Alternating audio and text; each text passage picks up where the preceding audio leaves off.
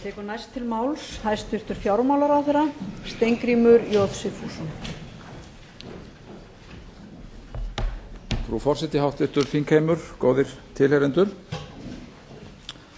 Framan af árinu 1627 þá bjuggu að talið 500 manns í Vestmannaeyjum.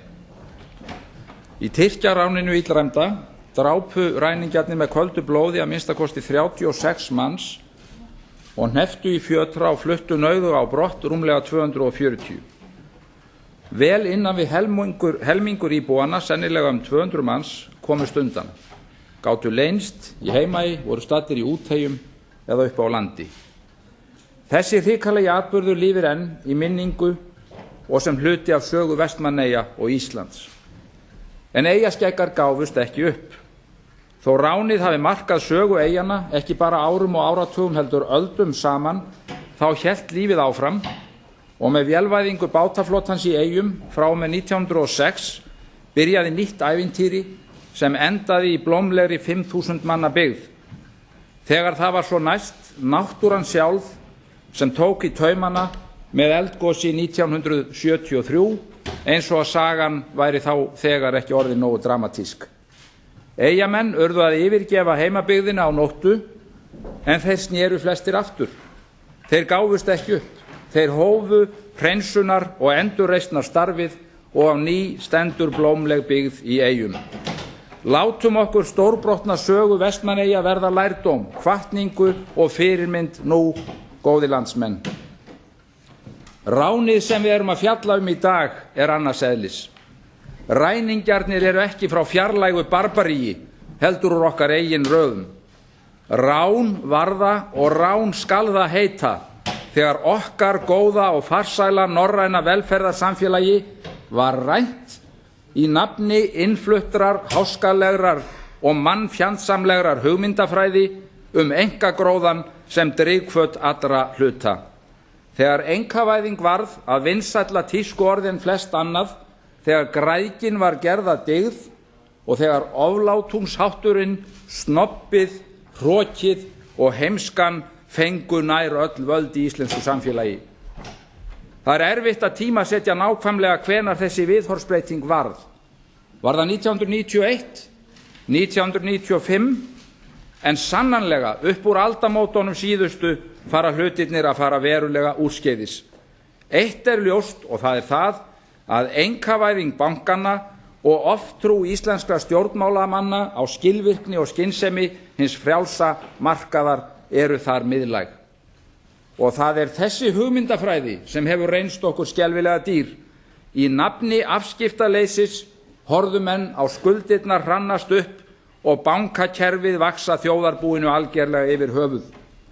Hreinar erlendar skuldir íslenska þjóðarbúsins fóru í fyrsta sinn í sögunni yfir 100% af vergri landsframleiðslu eða upp úr aldamótunum. Ég ritaði þá grein í Morgunblaðið og vakti athygli á þessari alvarlegu staðreynd. Einn maður hafði samband við mig og deildi með mér áhyggjum af því máli. Nokkrum árum síðar voru þessar tölur komnar í 450% af vergri landsframleiðslu.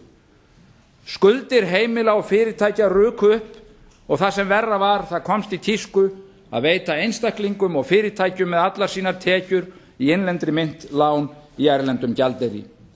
Hinn frjálsi markaður keyrði þjóðarbúið á kaf í skuldum og í nafni hugmyndafræðinnar mátti ekki og átti ekki að skipta sér af þeirri þróun.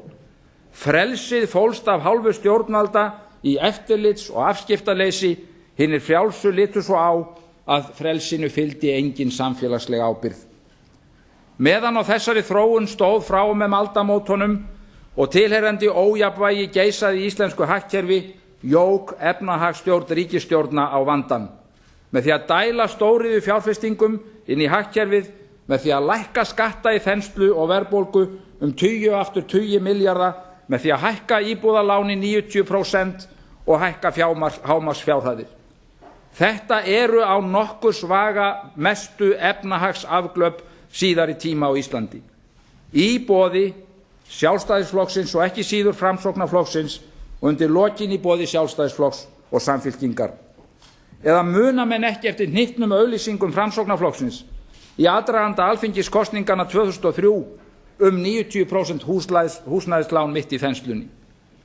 Á sama tíma þakkaði flokkurinn sér dugnað í stóriðjumálum. Árangur áfram, ekkert stopp var slagorðið. Og það er einmitt það. Ekkert stopp. Það kom fram í október 2008 og enginn hafði staldrað við og spurt sig að því á hvaða vegferð við værum. Þeir sem gagnrýndu vegferðina, þeim var ýtt til hliðar með hálsglósum. Vinstrihreyfingin grænt framboð gerði hvað hún gat með tillöguflutningi, ræðuhöldum, greinaskrifum og bókaskrifum til að vekja athygli manna á því sem var að gerast. En við vorum afgreitt þannig að við værum á móti og vildum helst að þjóðin dundaði sér við það eitt að tína fjallagrös. Hér í þingsalnum eru enn menn sem tóku þátt í þeim málflutningi. Þeir vilja kannski rifja þetta upp með okkur núna, hvernig þarna var staðið að málum. Við fluttum tillögu á útmánuðum 2005 þar sem við lögðum til hvað? Að draga úr eða stöðva þensluhvetjandi stóriðjuframkvæmdir, að fjármálaeftirlitinu yrði gert að fara í raunverulega áhættugreiningu í bankakerfinu, að Seðlabankanum yrði falið að beita bindiskyldu og öðrum stýritækjum til að hemja ofvöxt bankakerfisins, að hætt yrði við frekari skattahækkanir í þenslunni. Í greinargerð með þeirri tillögu, sem er vel að merkja, sett saman á miðju ári 2005, stendur í framhaldi af umfjöllun það hvort hægt sé að ná mjúkri lendingu í hagkerfinu. Hættan er hins vegar augljóslega sú að miklu verr fari, til dæmis ef ytri skilyrði versna snögglega og eða ríkisstjórnin sér ekki að sér.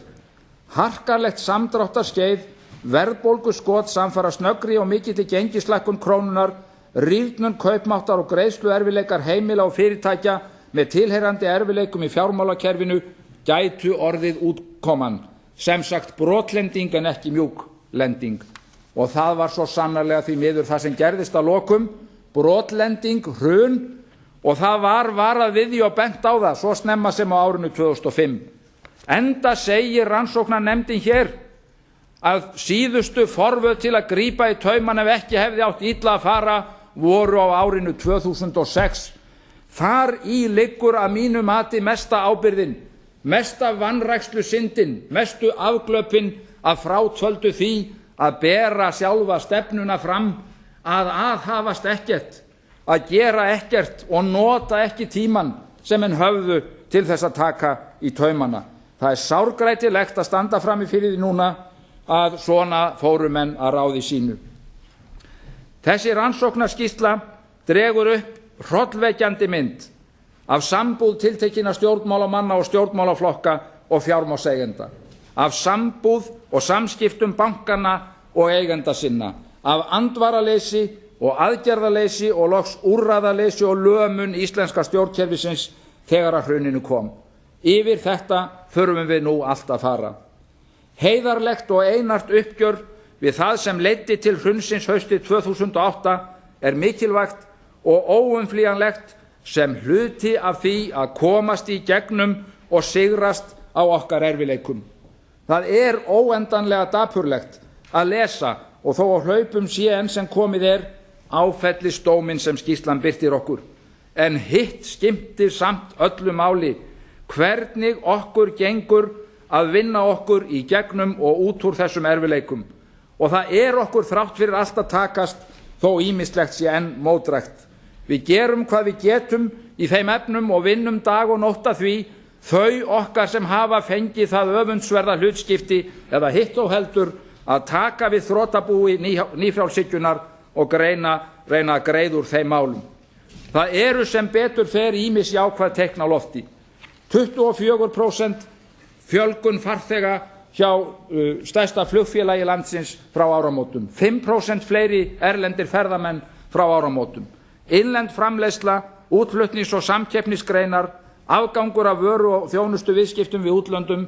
Með öðrum orðum, raunhagkerfið íslenska er að stórum hluta að spjara sig aðdáunarlega vel þegar að gervihagkerfið er fallið, þegar að froðan er fokin burt. Nú verðum við, hvert og eitt og öll saman, að axla ábyrgð. Ekki bara einstakir stjórnmálamenn, heldur stjórnmálaflokkar og talsmenn hugmyndafræði. Stjórnsýslan öll vissulega, en líka fjölmiðlar, líka háskólasamfélagið, hvað með heildarsamtök, hvað með verslunarráð sem hældi sér af því að 90% af þeirra frjálshyggjuhugmyndum hefðu náð fram að ganga og lögðu til að við hættum að kenna okkur við hin Norðurlöndin enda stæðum við þeim svo miklu framar. Forseti lýðveldisins var ferðafélagi útrása víkinganna bæði efnislega og andlega. Okkar elskaða handboltalandslið missti heiðurstitilinn, drengirnir okkar, sinn til útrásar víkinganna. Svona var þetta, svona er þetta. Við verðum að horfast heiðarlega í augu við okkur sjálf, annars komumst við aldrei yfir og frá þessum kafla í okkar sögu. Það er ósköp einfalt mál. Verum stór, verum ekki lítil, viðurkennum mistökin. Þau eru okkar alveg eins og afrekin sem við státum af á tyllidögum. Íslensk þjóð hefur sem betur fer svo óendanlega mikið til að vera stolt af. Það gerir okkur ekkert nema gott og hollt að játa mistök á þessu skeiði í sögu okkar. Við getum eftir sem áður státað af ævintýralegu uppbyggingarskeiði nær samfellt alla 20. öldina, sem reisti Ísland úr öskustó fátæktar og niðurlægingar á síðmiðöldum og til þess að komast í fremstu röð við lok aldarinnar sem leið. Foreldrar okkar, afar okkar og ömmur voru hetjur sem unnu ótrúlegt þrekvirki á sínu æviskeiði. Ísland er fullt af hvunndagshetjum. Þið sem glímið við erfiðleika dagsins eruð án atvinnu eða verðið að leita tímabundið til hjálparstofnana, þið eruð hetjur.